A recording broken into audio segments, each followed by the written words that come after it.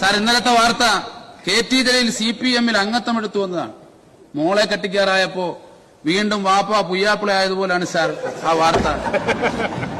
Sir, നയപ്രഖ്യാപനത്തിൽ ഇന്നലത്തെ വാർത്ത KT Jaleel CPM-ൽ അംഗത്വം എടുത്തു വന്നതാണ്. മോളെ കെട്ടിക്കാറായപ്പോ വീണ്ടും വാപ്പ പുയ്യാപ്പിള ആയതുപോലാണ് സാർ ആ വാർത്ത. സാർ, നയപ്രഖ്യാപനത്തിൽ ഇനി സഹയാത്രികനല്ല, പാർട്ടിയുടെ ഭാഗം. എൻ്റെ പൊതുജീവിതത്തിൽ വലിയ താങ്ങും തണലും നൽകിയ പാർട്ടിയാണ് CPIM. 2006 മുതൽ തുടങ്ങിയ ആത്മബന്ധം 2 പതിറ്റാണ്ടിനിടയിൽ ഒരു ഘട്ടത്തിലും ദുർബലമായിട്ടില്ല. സഹയാത്രികനായിരിക്കെ പാർട്ടി സെക്രട്ടറിയായ സഖാവ് പിണറായി വിജയൻ നയിച്ച 2 സംസ്ഥാന ജാഥയിലും ഗോവിന്ദൻ മാസ്റ്റർ നയിച്ച ഒരു ജാഥയിലും ഈ ഉള്ളവനെ അംഗമാക്കിയ CPM എന്നിലേൽപ്പിച്ച വിശ്വാസം വളരെ വലുതാണ്. ജലീലെ, അത് നിങ്ങളിൽ വിശ്വാസമുള്ളത് കൊണ്ടല്ല, മലപ്പുറം ജില്ലയിൽ നിങ്ങളെപ്പോലെ ഉള്ള ഒരു നേതാവിനെ അവർക്ക് കണ്ടെത്താൻ കഴിയാത്തത് കൊണ്ട് മാത്രമാണ്. നിങ്ങൾക്കവർ വില തന്നതിന് കാരണം നിങ്ങൾ മലപ്പുറം ജില്ലയിൽ നിന്നുള്ളതാണ് എന്ന് മാത്രമല്ല, മറിച്ച് നിങ്ങൾ മുസ്ലിം ലീഗിൽ നിന്ന് മറുകണ്ഠം ചാടിയവനാണ് എന്നുള്ളത് കൊണ്ടാണ്. മനസ്സിലായില്ലേ? അതല്ലാതെ KT ജലീൽ എന്ന് പറയുന്ന ജലീലിനെ, എരപ്പൻ ജലീലിനെ അങ്ങ് ബോധിച്ചത് കൊണ്ടല്ല. കൃത്യമായിട്ട് മുസ്ലിം ലീഗിൽ നിന്ന് മറുകണ്ഠം ചാടി വന്നവനും മലപ്പുറം ജില്ലയിൽ സാധാരണഗതിയിൽ നേതാക്കന്മാർക്കും സ്ഥാനാർത്ഥികൾക്കും ഒക്കെ പഞ്ഞമുള്ള CPM-ന് നിങ്ങളെന്ന് പറയുന്നത് ഒരു ആയുധം മാത്രമായിരുന്നു എന്നുള്ളതാണ്. അതിനപ്പുറം നിങ്ങളിലുള്ള വിശ്വാസം ഒന്നുകൊണ്ട് മാത്രമല്ല നിങ്ങളെ ഇതിനെയൊക്കെ ഭാഗമാക്കിയത് എന്നുള്ളത് മനസ്സിലാക്കുക. പിന്നെ ജലീൽ പറയുന്നത്, കഴിഞ്ഞ തെരഞ്ഞെടുപ്പിൽ നേരിട്ട പരാജയത്തെ തുടർന്ന് ശരങ്ങൾ ഒരുപാട് ഏറ്റുവാങ്ങേണ്ടി വന്ന CPIM വലതുപക്ഷ പിന്തിരിപ്പന്മാരും വർഗീയ ശക്തികളാലും നികശികാന്തം എതിർക്കപ്പെടുന്ന സാഹചര്യമാണ് നിലവിലുള്ളത്. ഇതാണ് നിങ്ങൾ ആദ്യം കേട്ടത്. ഏത്? മകളെ കെട്ടിക്കാനായപ്പോ വാപ്പ പുയ്യാപ്പിളയായി എന്നുള്ളത് മനസ്സിലായില്ലേ? അതാണ് ജലീലിൻ്റെ ഈ പറയുന്ന കുതന്ത്രം എന്ന് പറയുന്നത്. 20 വർഷക്കാലം കൂടെ നടന്ന ജലീലിന് മെമ്പർഷിപ്പ് എടുക്കാൻ ഇപ്പം തോന്നിയിട്ടുണ്ടെങ്കിൽ അതിനെ അത്ര ആത്മാർത്ഥമായിട്ട്, അത്ര നിഷ്കളങ്കമായിട്ട് കാണാൻ കഴിയില്ല. ജലീൽ ഇപ്പൊ പണിയൊന്നുമില്ല, ജോലി ഉണ്ടായത് രാജിവെച്ചു, MLA സ്ഥാനമില്ല, അപ്പോൾ പണികളൊന്നുമില്ല. ഇപ്പം എന്താ പരിപാടി? കാവുംപുറത്തെ ചായക്കടയിൽ ഇരുന്ന് സൊറ പറയലാണ് പരിപാടി. ഇതിങ്ങനെ സൊറ പറഞ്ഞ് മുന്നോട്ട് പോയാൽ മതിയാവില്ലെന്ന് ജലീലിന് ഇങ്ങനെ തോന്നുക. കാരണം രാത്രി എല്ലാ ദിവസവും കിടന്നാൽ ഉറക്കം വരാറില്ല. തോൽവിയുടെ ആഘാതം അത്രമാത്രം വലുതാണ്. അപ്പം രാത്രികളിൽ ഈ ചിന്തകളാണ് പല വിധത്തിൽ. എങ്ങനെ ഈ തോൽവിയെ മറികടക്കാം, എങ്ങനെ ഭാവി സുരക്ഷിതമാക്കാം. അങ്ങനെ സുരക്ഷിതമാക്കാൻ ഇറങ്ങിപ്പുറപ്പെട്ടതിൻ്റെ ഒരു ഫലമാണ് ഈ പറയുന്ന CPM-ന്റെ മെമ്പർഷിപ്പ് എടുത്ത് ഔദ്യോഗികമായിട്ട് ഒരു സഖാവാകുക എന്ന് പറയുന്നത്. കാരണം ജലീലിനെ സംബന്ധിച്ചിടത്തോളം ജലീൽ ചിന്തിക്കുന്നത് 5 വർഷം നഷ്ടപ്പെട്ടു, പരാജയപ്പെട്ടു, 5 വർഷം നഷ്ടപ്പെട്ടു. ഇനി അടുത്ത ഒരു തെരഞ്ഞെടുപ്പ് വരുമ്പോൾ സ്ഥാനാർത്ഥിയാക്കും എന്ന് എന്താണത്ര ഉറപ്പുള്ളത്? സ്ഥാനാർത്ഥിയാക്കുമെന്ന് എന്തെങ്കിലും ഉറപ്പുണ്ടോ? ഇപ്പം നിലവിൽ പാർട്ടിയിൽ നിന്ന്, അന്ന് മുസ്ലിം ലീഗിൽ നിന്ന് മറുകണ്ഠം ചാടിയ ആ ഒരു സ്ഥിതിവിശേഷമൊക്കെ മാറിപ്പോയിട്ടുണ്ട്. രാഷ്ട്രീയ സാഹചര്യം മാറിയിട്ടുണ്ട്.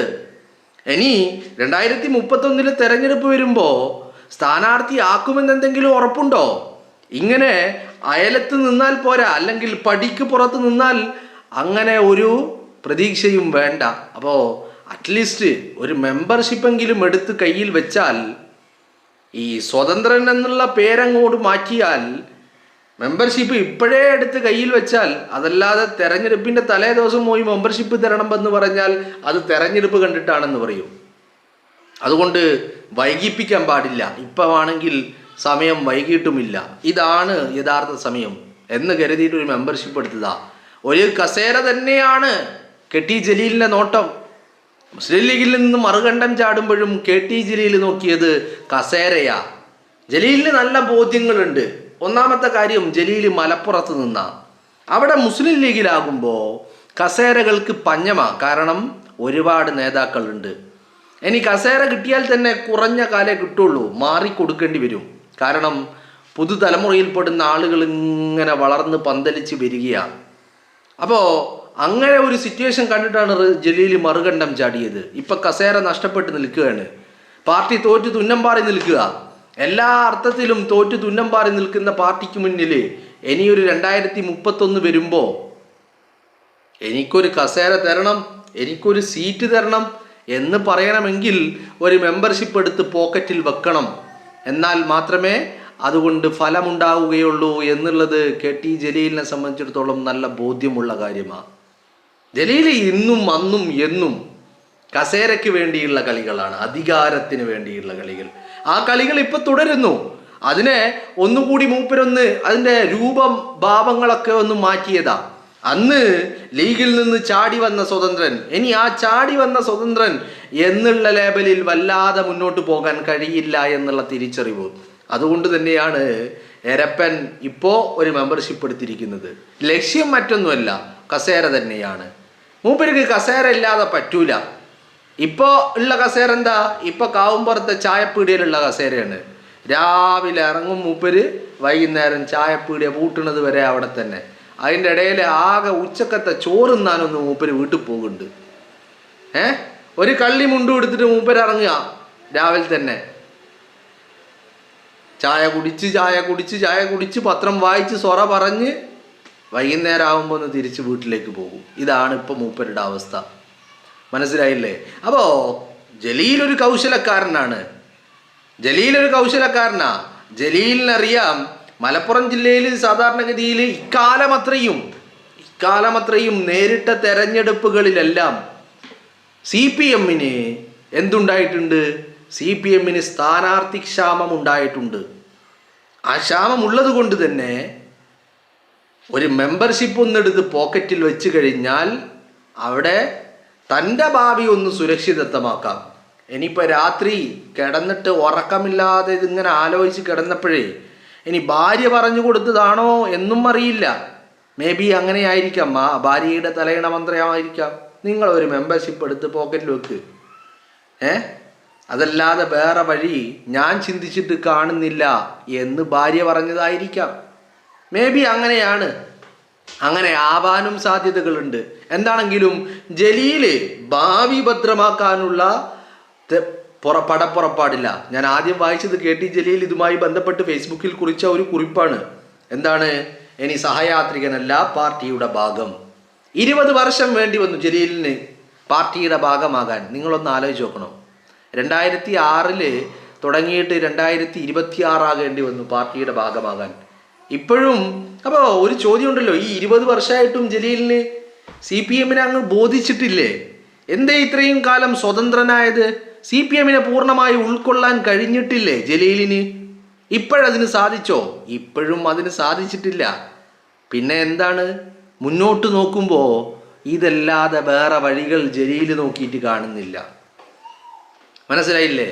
ഇത് പോക്കറ്റിൽ ഉണ്ടാകുമ്പോൾ അതിൻ്റെ ഒരു പരിഗണന കിട്ടുമെന്നുള്ള ഒരു തോന്നൽ, അങ്ങനെ ഒരു വിശ്വാസം.